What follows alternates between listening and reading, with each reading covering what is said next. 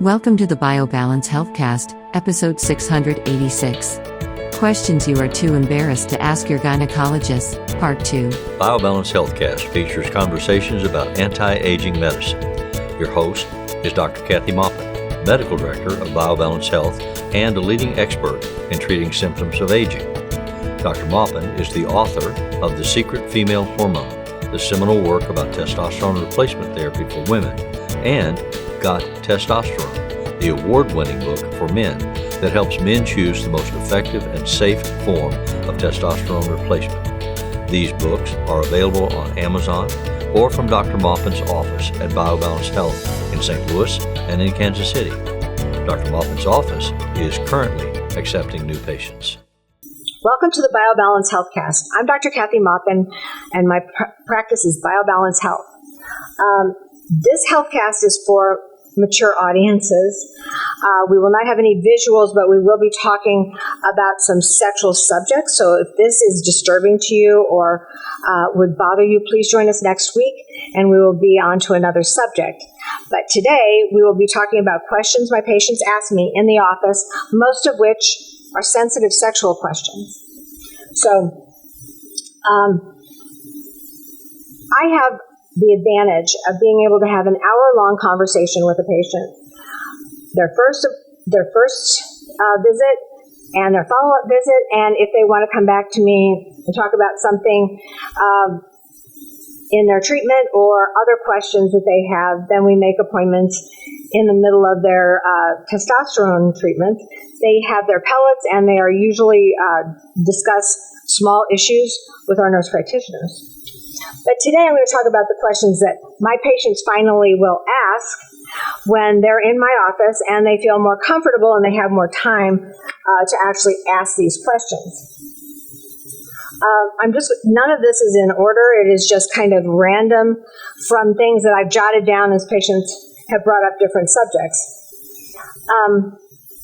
The first one is, question number 1, am I normal to think about sex, this is from a woman, and fantasize about having sex with my partner/husband now that I have testosterone?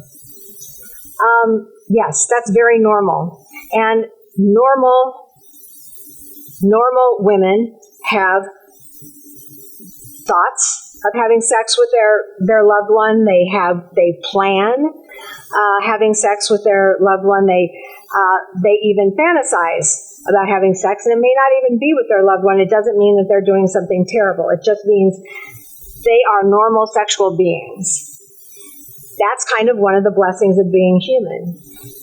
Human means that you have sexual urges. That's how we got here from all the generations back from cavemen, is that people did have sex. And it is not just for a man to fantasize or a man to desire or a man to initiate sex. Women can too.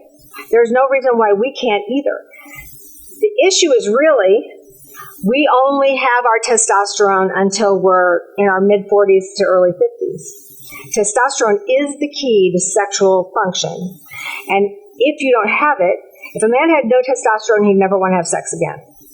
If women don't have testosterone, which happens to all of us at some point, then we don't feel like having sex either. In fact, the only people that I know that actually continue to have sex after they have no testosterone are those people who have a good sexual habit formed.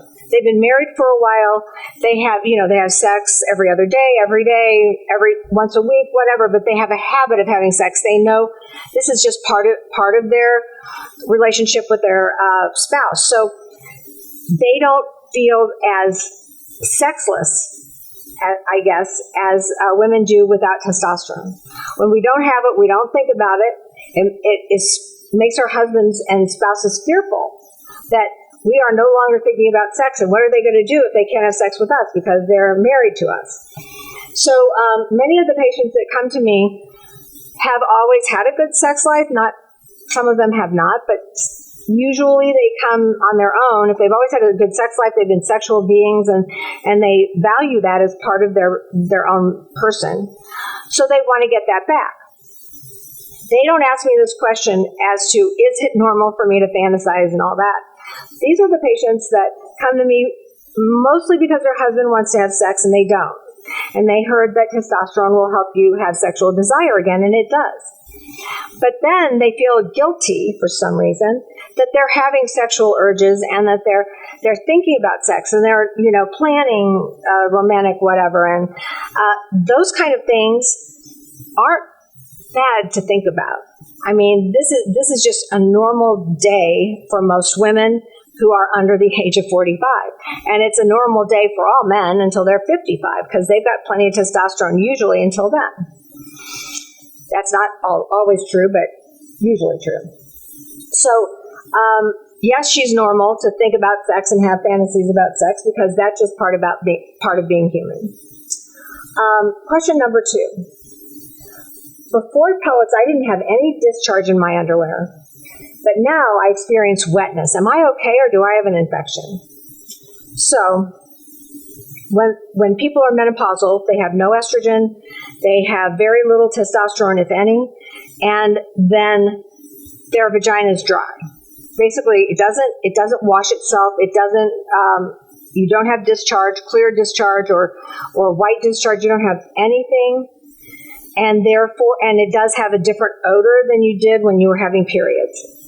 So, when patients come in and ask me about now they have discharge again, that's a question just for reassurance that this isn't something bad that the pellets cause. In fact, if I have them think back when they were having cycles and in between their periods, they had days when they had a lot of discharge, days when they didn't. During ovulation, usually there's an egg whitish discharge. The other parts, beginning of the cycle, there's usually wetness and as in the end of the cycle, but it's not as heavy as during ovulation. So that's all physiologically normal. So what happens when you get your estrogen and testosterone back, at least with us, is that your body goes back to doing what it did when it was fertile and healthy. You're just not making an egg. You're not at risk for getting pregnant. You just have the hormones that you had at that time, and they are behaving. Your body's responding normally. So that's something very normal. You should have some kind of discharge. If your vagina is being cleansed every day by itself, it secretes a fluid that actually causes you to cleanse the vagina. It doesn't come from your uterus, it comes from the vaginal walls. So to that patient, I'd say, yes, you are okay. You're just like you were when you were 35 and healthy and fertile. So, except you don't have the periods. So that's the answer to that question, but that's a question I'm asked all the time. This is one of my saddest experiences is when, and I've had it over and over again, women will come to me and talk to me about getting their hormones back. And during the conversation, they forget things and they wander and they can't stay on the subject. And then they go, do I have Alzheimer's? Do I have dementia? Is that what's wrong with me? Or what's wrong with me? And then I tell them that that's what lack of hormones does to your brain. It's like a disconnect. You can't remember labels, names, places, names of the restaurant you went to last night, name or what food you ate yesterday. You can't remember that stuff, basically because testosterone and estrogen keep your brain healthy and keep all the connections healthy. Without it, your brain starts to shrink, basically, and not have all those connections. So we lose those vital pieces of information. And no, you're not getting Alzheimer's and you're not getting dementia. You have a lack of hormone and it will all come back. Then they cry because they're so happy they're not going to be doomed to a life of being in a nursing home and having somebody feed them. And that's what they think. They jump all the way to that in their mind from not being able to think or recall words or people's names. So if you are over 45 and this is happening to you, then probably the easiest, fastest way to find out if you're okay is to get testosterone and estradiol pellets placed, because they're the only type of replacement that I know of that actually brings that back, brings your brain back. So that is the way to get your brain back. So if this is the cheapest, easiest way, other than that, you're going to go to a dementia center where you're going to be tested 1,000 different ways for dementia and Alzheimer's, and they'll come up with nothing because it's just hormones. So after that experience, getting pellets is nothing. So you should do that and see how your brain comes back. Usually these same patients who cried because they were glad that, or relieved that they weren't going to be in a nursing home soon, come back and they say, my brain's back, I can remember names, I'm fine, everything's good till my pellets start wearing off. And some of them even cry because they're so happy that they're better. So that's question number 3. So this is a question that isn't everybody's concern, but it's some people, it might be you, and nobody wants to talk about this for some reason. My patients who come back after they've had their pellets and they have their sexual life renewed, they say, now that I have pellets, I have great orgasms. And I have multiple orgasms, but I make a lot of fluid that comes out with my orgasms. And I don't know if that's normal. Do I have a problem? Am I sick? What is that? And so that's totally normal. It doesn't happen to everybody. It is a discharge or some people call it an ejaculation of fluid from, so bear with me, you have your vagina sitting inside your abdomen, and on either around your vagina and uterus are your intestines, and they secrete a fluid that bathes the uterus, tubes, and ovaries, and bathes the uterus and vagina. So this fluid actually transutates from the fluid in your abdomen into the vagina and comes out when you're having a great orgasm. It's something people don't talk about except in, they are derogatory toward this in terms of porn. They use this as some kind of nasty something. This is not nasty, and it happens to a lot more people than you'd think, and because they tell me.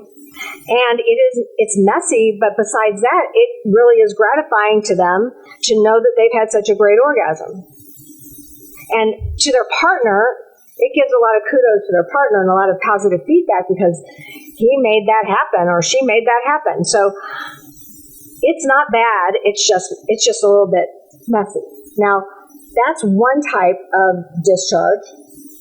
Another type of discharge is clear, and it's not, there's no infection in it, nothing. It's clear. It's your own abdominal fluid. There's another kind of discharge that has more velocity to it, that seems more like what they call squirts out of the vagina. And that's generally what they do call vaginal ejaculation because it has pressure behind it. And that's from two little glands that are on either side of your urethra. That's the tube that urine comes out of. There's two tiny little glands. You can barely see them. But under the right circumstances, meaning estrogen, testosterone, sexual stimulation, they will squirt fluid out. It only happens when somebody's having a great orgasm. It doesn't happen all the time in most people, and it's not necessary for you to feel an orgasm. One of my patients was really unhappy because she was more concerned about getting this fluid on her bedclothes and her sheets than she was about having a great orgasm. So I lowered her testosterone dose, and that took care of it. The testosterone dose has to be high enough to be able to do this. So women who naturally have a high testosterone level, that's part of their normal routine, and they lose it when they go through menopause, and it's terrible until they get their testosterone back. Estrogen doesn't really do it. So this is not normal vaginal wetness. This is a response, and the first type of liquid that I talked about usually comes out with some force just because the vagina kind of contracts when it orgasms. So you have this contraction that kind of pushes it out. So that's what they're describing to me. And that's fine.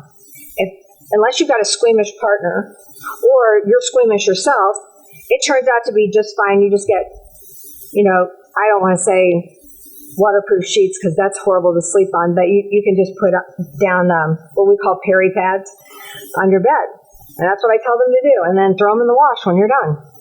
It's not a big deal. You don't have to remake your bed every night. It's really something that is, they tell me it feels great. They feel released. They feel happy. It's not a bad thing. What can be bad when you've had orgasms? I don't know. So here's another question. Question number 7. I've had pellets for a year now, and I have never been so happy, and I feel young again, and I'm healthier. But my gynecologist examined me and said I had an enlarged clitoris, and she told me to stop the pellets because of that, because that was dangerous. Okay. So the patients say, doesn't bother me, at least he can find it. That's what they say. Every one of them. And they get upset and they fire that doctor because the doctor is totally uneducated, and that's true. They go to a different gynecologist because here's where the gynecologist got that. You have to know where that came from. First of all, we're not taught anything about sex in medical school or residency. Not normal sex. They tell us about all the aberrations, but not normal, loving sex with orgasms. They don't tell us about that. And we're only taught about disease, which is interesting, but not about hormones and what they do to the pelvis. Never heard of that. I had to find all of that out, get trained with the age management medical group and with all of the other reading that I've done because it's not there for gynecologists. In general, gynecologists know very little about sex and they're delivering your baby. So it's hard to believe. But what we were taught in medical school 40 years ago, I don't know if they're still teaching it or not, that was if you see a woman with an enlarged clitoris, she has a tumor on her ovary, and it's making testosterone. Well, that part is true, but it is not dangerous if somebody has an enlarged clitoris and they're taking testosterone, because it's not a sign of anything except she's taking testosterone. And in general, not everybody gets an enlarged clitoris. Some people do, some people don't. It depends on your the way you use your testosterone and somewhat of your genetic background. But if you do have an enlarged clitoris, it's more sensitive. It has more exposure during sex, and so you have more stimulation. And the worst part is that if you don't take testosterone and you don't take estrogen, as you get older, after menopause, the clitoris regresses. It goes way back. You can't even find it. There's a hood over it, and basically the hoods can even scar down over it, so you can't find it. What testosterone and estrogen does is makes it young again, and sometimes it makes it a little bit bigger than it was when you were young. That's not dangerous. That's not worrisome. And this patient, all the patients that have told me this story from different gynecologists, I mean, it's amazing the same stories that come through. And that they just think this is awful. One gynecologist called it a penis, which I am horrified that they would say something like that to a patient. Makes me want to send her my book. Anyway, that's not a kind or loving thing to say to a patient. It doesn't have any purpose except to make the doctor feel better about not having great sex, I guess. So the doctor was either inexperienced, untrained, unaware, or she just didn't care what the patient felt like when she said that. So I will say to you, that is not something that should cause any doctor trouble. They expect menopausal women to look like dried up old tiny little vagina people, and that's not what we look like when we take testosterone and estrogen pellets. We look normal, and maybe even a little bit more normal in terms of the clitoral enlargement. So That's okay. It doesn't mean anything bad, and it doesn't mean something, it shouldn't be a worry to your partner either. That brings to mind, I have had many patients who tell me that, and this has nothing to do really with hormones, this has to do with genetics, that they're embarrassed of the looks of their vagina because their labia minora, so there's labia majora, which are kind of the fat labia on the outside of the vagina, and then there's thinner labias, and they're embarrassed because their labia are long, dark colored, uneven, whatever. They don't think that they look right, and they want to have like plastic surgery on their labia. Okay, so here's a heads up. Women who complain about having long or bigger labia, the labia minora, than other people, that's a genetic thing. It has to do with your background. Closer you get to the equator in your background, like I'm Italian, Greek, any African Americans, any Africans are going to have darker, longer labia. But here's the good news. That's because we didn't always travel all over the world and find a husband of a different origin. We usually stayed in our groups. And those particular genetic types have larger penises, longer penises, not necessarily wider. So because of that, you have to have a longer vagina. You may not be a tall person and you may not be a big person, but those labia that are a little bit longer give you the length to cover a similarly genetically created person of the opposite sex. So that's why people who are like Scandinavian have little teeny tiny labia. The labia have a lot of sensory nerves, and so it's not that bad. And really, who cares? Unless you're going to model or you're going to go in some men's magazine and show off. Doesn't really matter. It really just matters to the person that you're having sex with, and they should not be that judgmental, honestly. So, and you shouldn't judge yourself because it's just a normal thing, and nobody really pays attention to that after a while anyway. Okay. This is my last question of the day. One of my patients, actually a lot of patients, have said when they come back for their first visit after their pellets, I didn't feel anything for about 2 or 3 weeks, but then on the beginning of that third week, man, I had a sex drive. I looked around. Every guy looked good to me. Everybody looked like a possible partner. So some of the women say, I just kept my head down and I just didn't look around until I got home. And that's one way to do it. And some of the other people said, hey, that was great. I had so much sex drive. My husband and I were having sex all the time, and it was wonderful. And then the first woman type says, so I'm not going to have that again, am I? And the truth is, I can't make that happen. It only happens when you've been deprived of testosterone for a certain period of time, and then your body gets testosterone. And it has all the receptor sites open because you don't have any to begin with, and all of a sudden you've got a lot, and your brain receptor sites for testosterone are all filled up, and you get it's like a surge. Then your body calms everything down, and you go back to basically where you were when you were in your 30s, not 30s. So this is something that the other group of women who love it are like, could you do it again? Could you do it again? I can't do it again. It takes deprivation for a period of time, then exposure to the hormone, then you get that over drive, basically, over sexual drive. So that I can't do again, and it won't happen again for the patients that are worried that it might. So that's the last question that I have for you that patients are usually too timid to ask about. You should trust your gynecologist to not be demeaning, not call you names, not call your vagina names or your clitoris names. You should trust the gynecologist you ask these questions of. If you don't, find another gynecologist. They don't deserve you.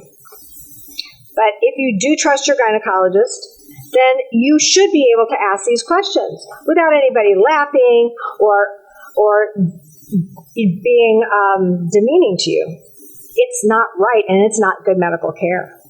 So good medical care is being compassionate and accepting whatever a patient tells you and trying to help them with either their view of it or how to handle it. So that's the take-home part, is that you should trust a good gynecologist to ask these questions to. But now you know some of the answers. You probably have other questions that you'd like to ask, so go right ahead. They'll probably be happy to answer them.